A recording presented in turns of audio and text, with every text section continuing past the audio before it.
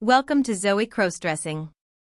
A semicircle of medical specialists awaited him, their identities hidden behind sterile masks and soft white light. Among them, one presence stood out, a nurse with vivid green eyes that seemed impossibly calm. Even with half her face covered, her smile reached him. Something in his chest stirred.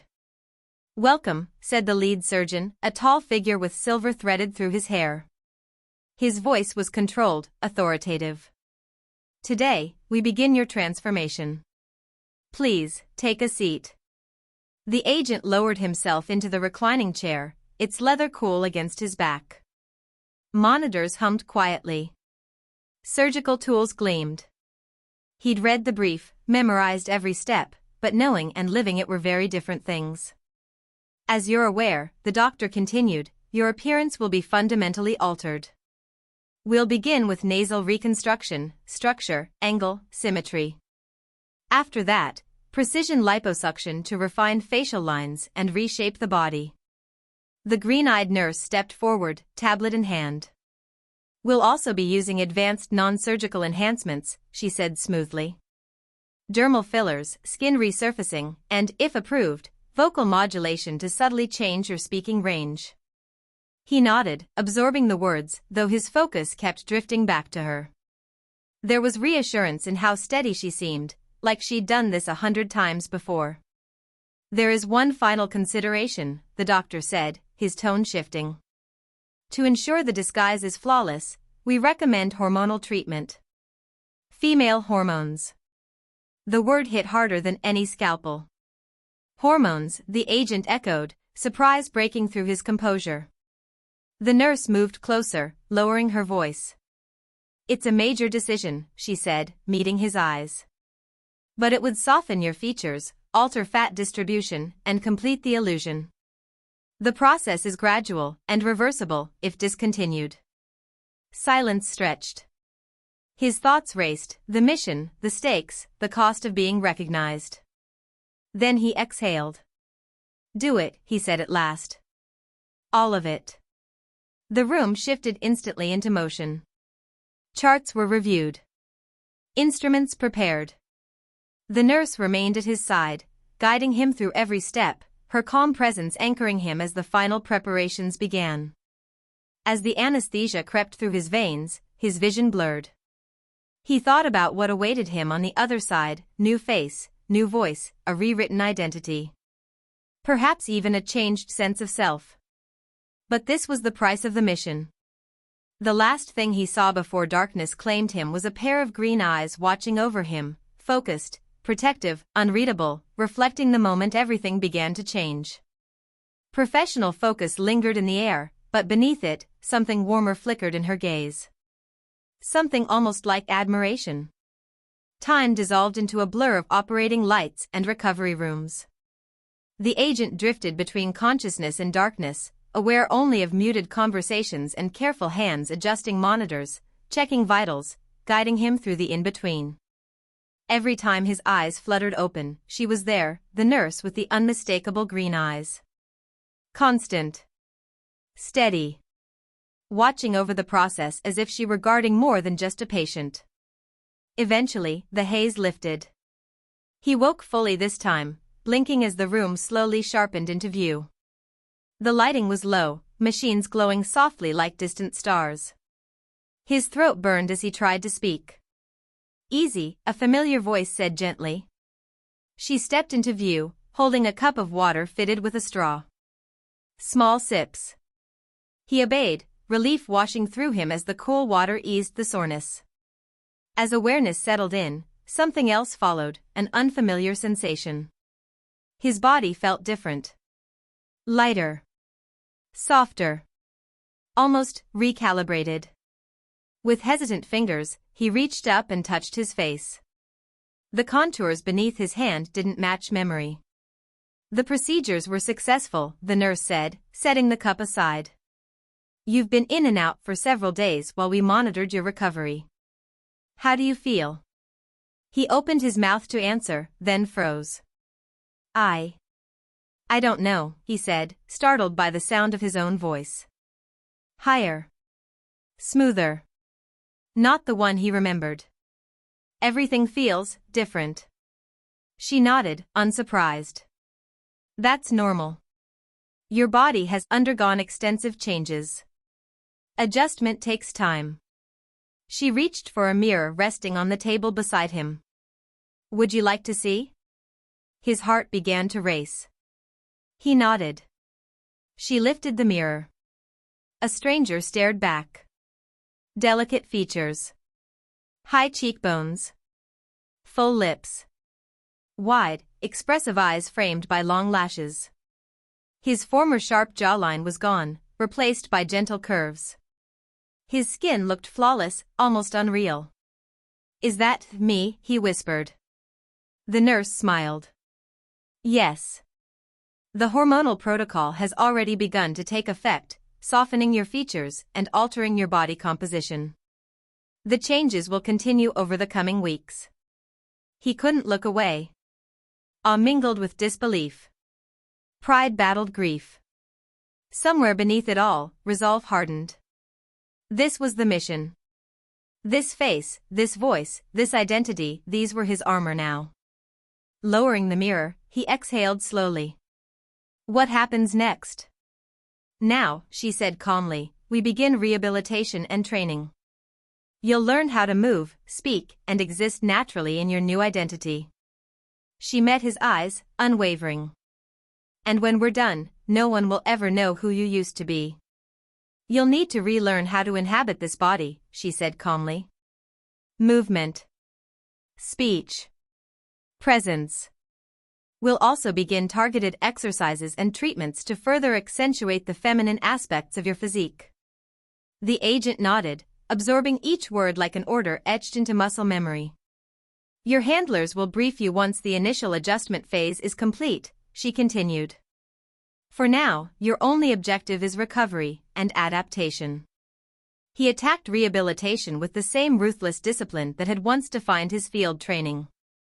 Hours were spent reshaping his voice, repeating phrases until the pitch, cadence, and softness sounded effortless. Physical therapy pushed him to exhaustion, teaching balance, posture, and a fluidity of motion that felt foreign at first, then instinctive. Through every stage, she was there.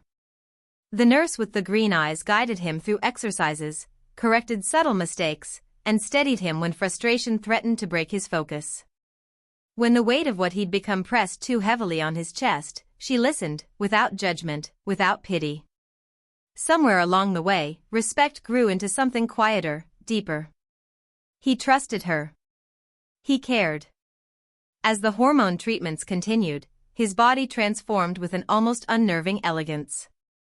The changes had been explained in charts and projections, but witnessing them firsthand felt unreal, like watching someone else emerge beneath his skin. One morning, nearly a month into recovery, he stood before a full-length mirror and truly looked. Jeans. A fitted t-shirt. Nothing dramatic. Yet the reflection was unmistakable. Petite frame. Soft curves. Feminine lines that flowed naturally, convincingly. He lifted a hand, brushing through hair that now fell past his shoulders, and felt a strange sense of calm settle over him. Impressive, isn't it? He turned. The nurse stood in the doorway, a knowing smile on her lips. It's incredible, he admitted quietly. I don't even recognize myself. That's by design, she said gently. Your former identity is sealed beneath this one. You're ready for the next phase. As if summoned by her words, a sharp knock cut through the moment. The lead doctor entered, followed by a woman in a tailored suit, sharp eyes, unreadable expression. A handler. Good morning, the woman said, her gaze assessing every detail of the agent's transformation. I trust you're feeling well. He straightened instinctively, posture precise despite the unfamiliar body. Yes, ma'am, he replied smoothly. I'm ready. A faint approval crossed her face. Excellent. We'll begin your briefing today. She paused, eyes narrowing slightly. But first, there's one more matter we need to discuss. The briefing room was quiet, the air crisp with purpose. Emma, though she was still learning to think of herself by that name, listened intently as the handler outlined the life she was about to assume. Her new persona, Emma Taylor, a recent college graduate stepping into the bustling world of a tech firm. Of course, the firm was a front. A polished facade that would allow Emma to navigate circles vital to the mission, blending seamlessly while pursuing the agency's objectives. As the details sank in, a swirl of anticipation and apprehension rose within her. The operation was intricate, dangerous. She would need to infiltrate a criminal network suspected of trafficking state secrets. Every nuance of her new identity, from mannerisms to her history, would be a weapon, every detail a shield against suspicion. The following days were relentless. Emma's training became a full immersion. She practiced her cover story until it flowed naturally, memorized every facet of her fabricated past, and honed the skills necessary to thrive in her tech world facade. Through it all, Claire, the green-eyed nurse who had guided her recovery, remained a steady presence. Claire taught her the subtleties of living as Emma, the art of makeup, the language of posture, the careful curation of clothing for every scenario.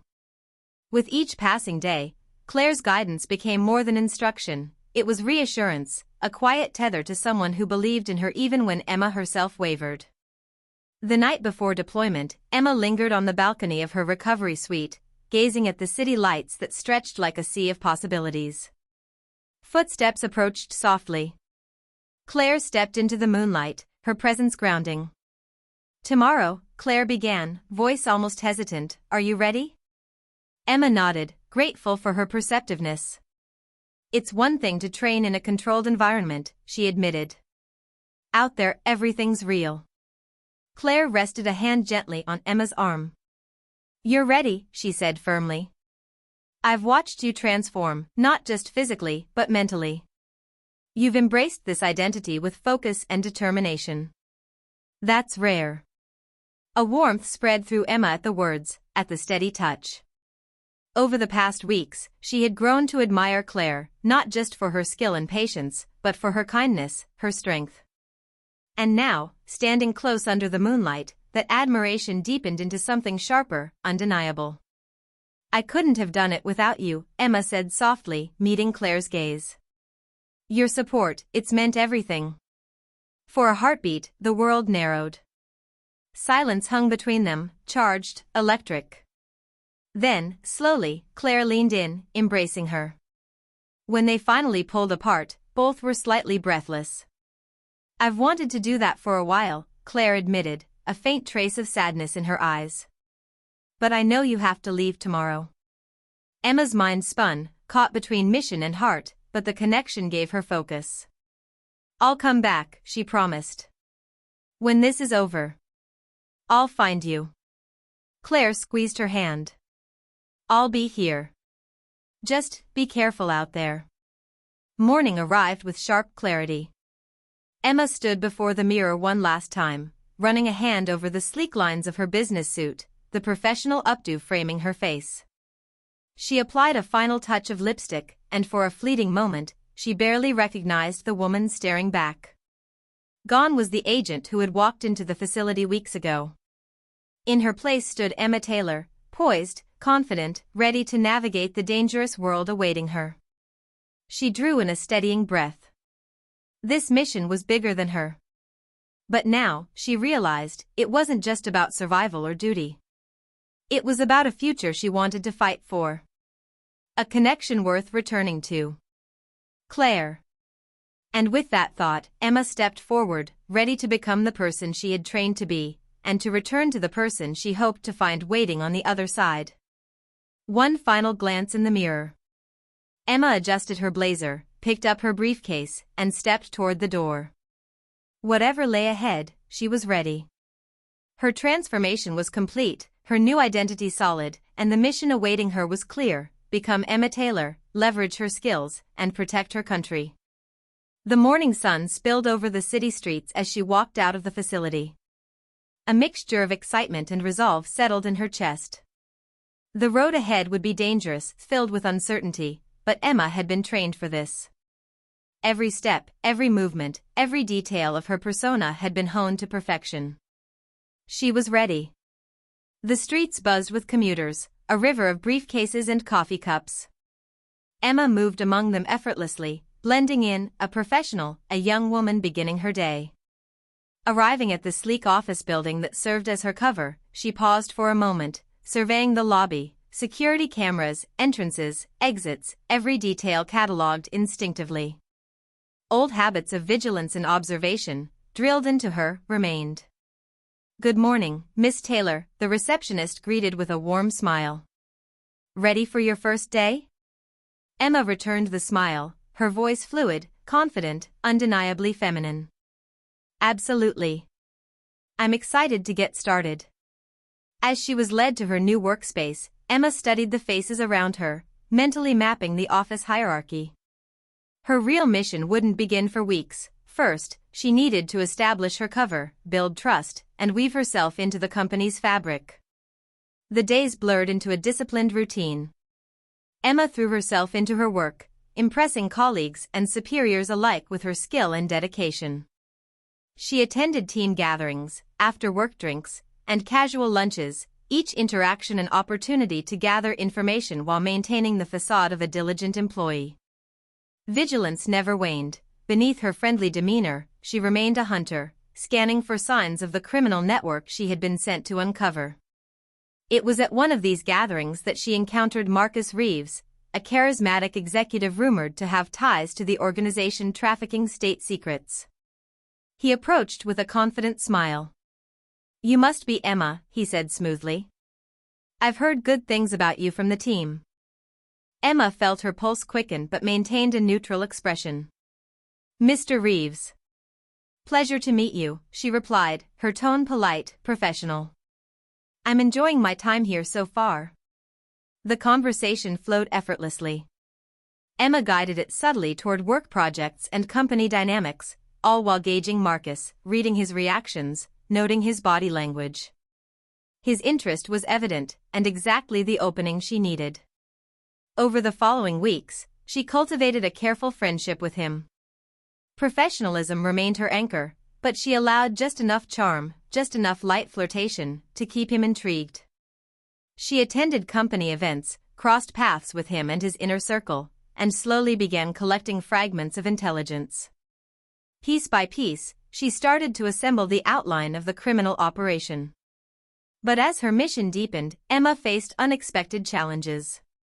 Living full-time as a woman reshaped her perspective, moments of vulnerability, of subtle power, of nuanced attention to the world around her. She was learning not just to act as Emma Taylor, but to experience life as her. And that, she realized, carried consequences she hadn't anticipated. Even as Emma navigated her new life, she couldn't ignore the echoes of her past. She missed the simplicity of moving through the world as a man, the invisibility it had afforded. Yet, there were unexpected pleasures in her current existence, the camaraderie with female colleagues, the freedom to express emotions without restraint, the quiet thrill of feeling beautiful, confident, undeniably herself. Through it all, her thoughts inevitably drifted to Claire. She longed for the day when the mission would end, when she could return to her safely, without walls or secrets, to explore the bond that had quietly grown between them. Months passed. Emma's patience, her discipline, and her attention to detail began to yield results. Invitations to exclusive gatherings became more frequent, granting her access to private conversations and glimpses into Marcus Reeves' darker dealings. But with each revelation came heightened risk. She walked a razor's edge, one misstep from having her cover shredded. The turning point arrived at a glittering charity gala, hosted under the company's name but serving as a playground for the city's elite. Emma moved through the crowd in a gown that hugged her curves perfectly, every step measured, every sense alert. Then she overheard it. A hushed exchange between Marcus and an unfamiliar man, phrases that confirmed what she had long suspected, the trafficking of classified information. Her pulse spiked. Feigning a phone call, she slipped into a quiet corner and activated the emergency contact protocol, alerting her handlers to the critical intel. But before she could retreat, a presence made her freeze. "Enjoying the party, Emma?" Marcus' voice was casual, yet edged with something sharper, suspicion. Emma forced a smile, heart-hammering. "Yes, it's lovely," she said smoothly. "Though I needed a moment of quiet. These events can be overwhelming." He stepped closer, eyes appraising. "You know, I've been watching you. You're not quite what you seem." For a heartbeat, Emma thought her cover had crumbled. Then his tone shifted, lowered, smooth, almost seductive. "You're too intelligent, too ambitious for the role you're in," he said. "I have a special project, something lucrative, something that would suit someone with your talents." A mix of relief and exhilaration surged through Emma. This was exactly the opening she had been waiting for, a controlled exposure, a chance to infiltrate deeper into Marcus' operations. "I'm intrigued," she replied, letting just a hint of eagerness color her voice. "What kind of project?" As Marcus outlined the contours of his offer, Emma listened carefully, every detail analyzed, every subtle shift in his demeanor noted. Danger and opportunity intertwined, and she knew this was the moment where her training, her transformation, and her instincts would truly be tested. Her mind raced, every detail sharp.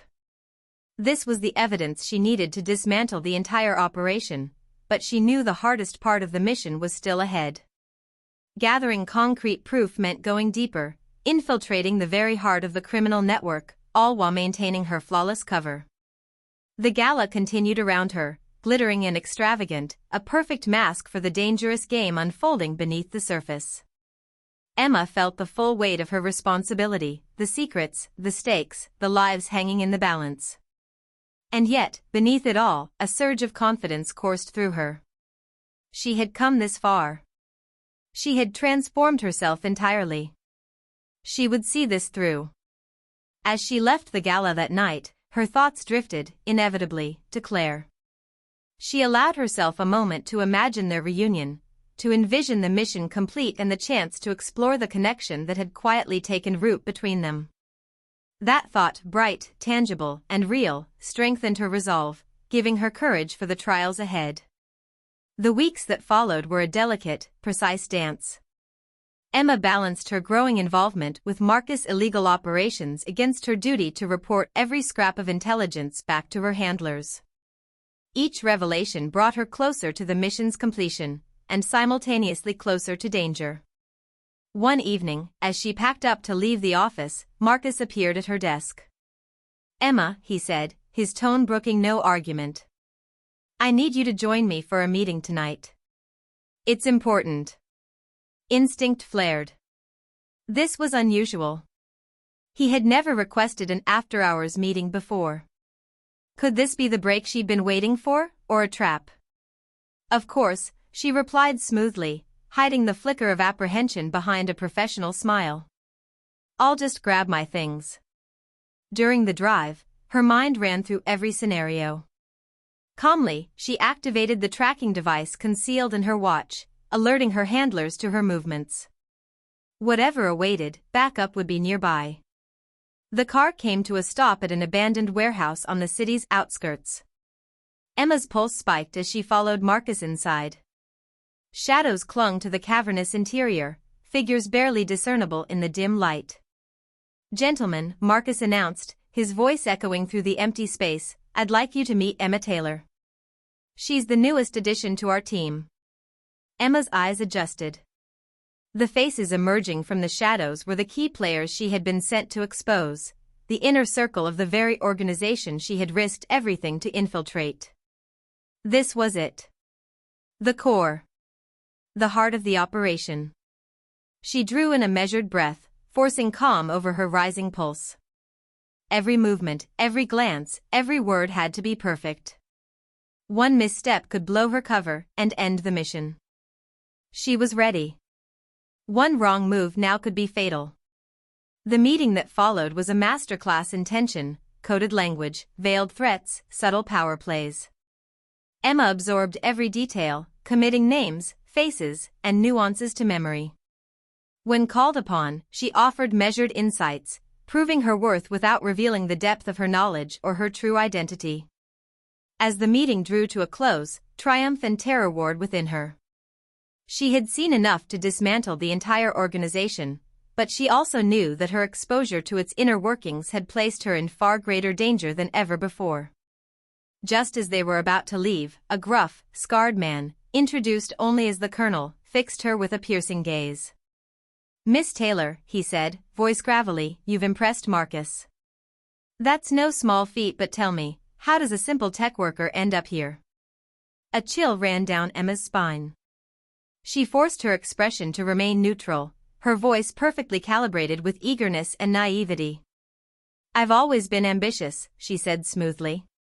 "When I realized there were opportunities beyond my official role, I knew I had to seize them."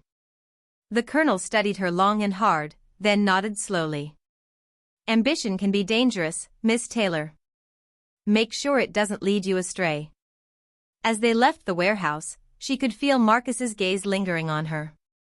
She had passed the test, but the stakes had skyrocketed. Back in her apartment that night, Emma's hands trembled as she encrypted and transmitted the meeting details to her handlers. She knew the endgame was approaching, that the agency would strike soon, armed with the intelligence she had gathered. Exhausted yet wired, she caught her reflection in the mirror. The face staring back was unmistakably hers now. Emma Taylor, the persona she had crafted, embodied, and defended, was real. Her former self felt distant, almost like a shadow she had left behind. As she lay in bed, sleep eluded her. Her thoughts drifted to Claire. She let herself imagine the reunion, the relief and joy of finishing the mission, and the chance to explore the connection they had begun to forge. That vision, the promise of something beyond danger and deception, finally let her drift into uneasy, but deserved, rest. The following days were a blur of tension. Emma continued her routine at the tech firm, hyper-aware of every glance, every conversation. The raid on the criminal network was imminent, but the timing remained unknown. Then, on a Wednesday afternoon, it all came to a head. Emma sat in a meeting with Marcus and other executives when the doors burst open. Armed agents flooded the room, shouting commands, weapons drawn. Chaos erupted. Emma played her part flawlessly, shocked, terrified, seamlessly blending in with the other employees. She was her role, her cover, her creation, until she was safely herded outside. On the street, she caught sight of her handlers in an unmarked van. A slight nod confirmed her part in the operation was complete. The debriefing stretched for days. Every detail of her undercover work was recounted, each piece of intelligence analyzed and catalogued. Pride coursed through her veins, but it was accompanied by a subtle, disorienting sense of disconnection. For months, she had been Emma Taylor. Now, with the mission over, that identity lingered even as the operation ended. Finally, released into the cold clarity of the outside world, she stood outside the agency building. For the first time in months, she felt unmoored.